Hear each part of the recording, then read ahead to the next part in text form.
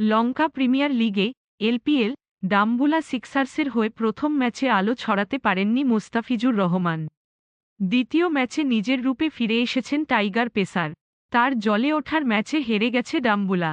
আসরে টানা 2 ম্যাচে হার দেখল মোস্তাফিজ ও তাওহিদ হৃদয়ের দল। পাল্লেকেলেতে টসে জিতে ডাম্বুলাকে আগে ব্যাতে পাঠায় জাফনা কিংস।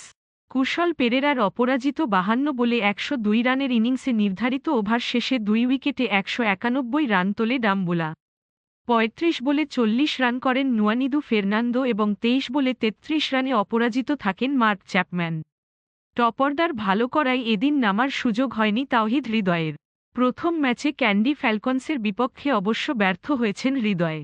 জবাবে নেমে অভিষকা ফের্নান্দোর 34 বলে 80 রানের ঝড়ো ইনিংস এবং চারিথ আশালাঙ্কার 36 বলে 50 রানের ইনিংসে ওভারের শেষ বলে 4 উইকেট হাতে রেখে জয় নিশ্চিত করে জাফনা। ডাম্বুলা বোলারদের হয়ে দারুণ করেছেন মোস্তাফিজ। 4 ওভারে 10টি ডট আদায় করে নিয়েছে।